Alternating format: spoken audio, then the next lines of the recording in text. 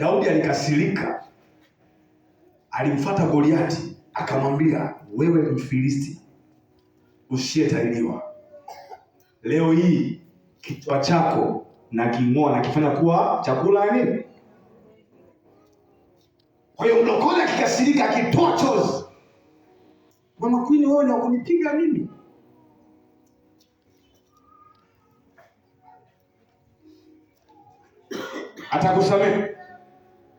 Atakusamehe.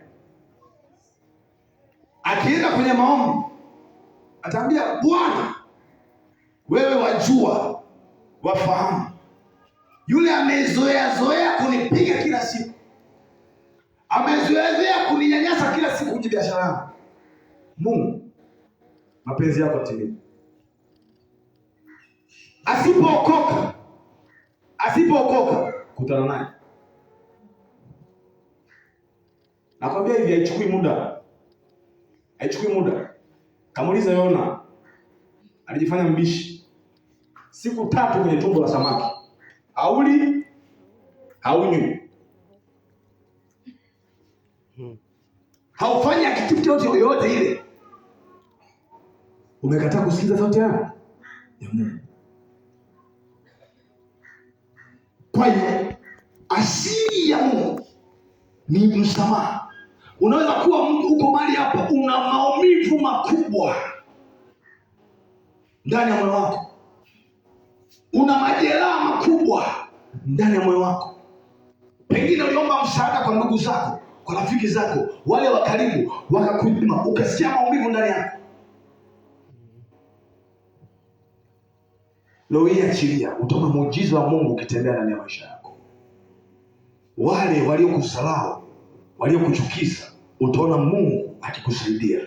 Yusufu alipitia katika maumivu. Ukisoma ile Mwanzo, nimesahau Mwanzo sura ngapi, Yusufu alirudi utumwani, lakini baada ya siku Mungu alimuinua, na baada ya kumuinua akamfanya kuwa mtu mkubwa, waziri mkuu. Baada ya hapo Yusufu, ile miaka ambayo ya njaa, akaenda kuwasaidia ndugu zake. Kingali ndugu zake hao walimfanyia vitu vya ajabu.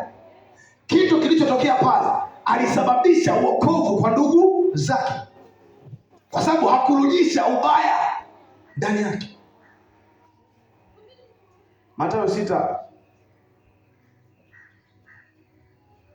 Yohana 8:32. Yohana 8:32.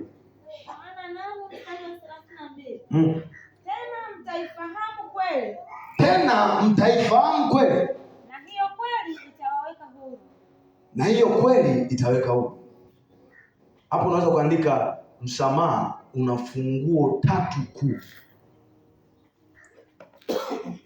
Ukifahamu kusamehe, hiyo kweli ya kufahamu kusamehe, hiyo nguvu ya kwamba ni asili ya Mungu, itakuweka huru.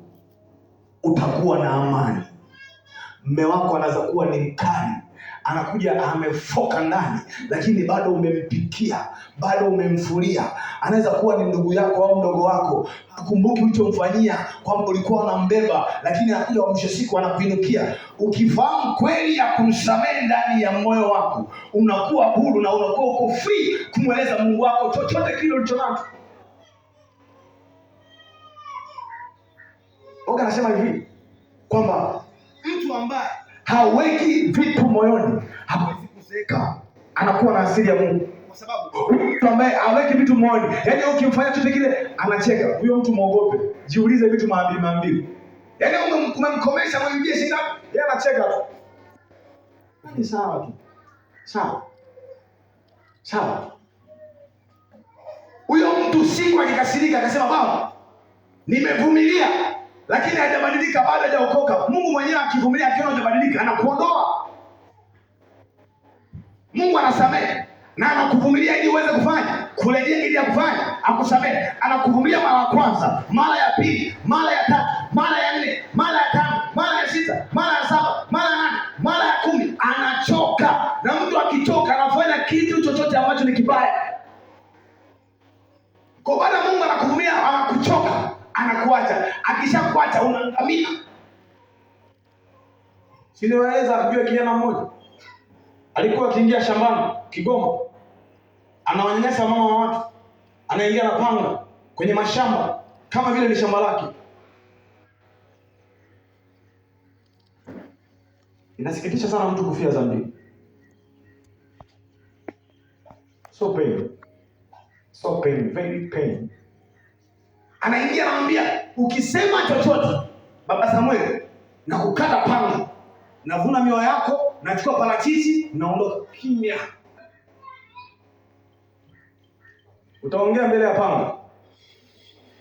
Wama watu anachotaka mioyo anda kula. Wakati mwingine anakula na wani wenzake wanavuta bangi.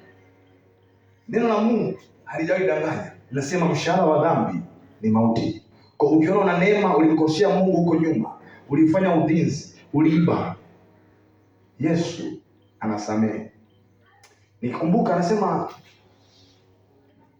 watu wote tunaimba kuwa ametubadilisha Yesu.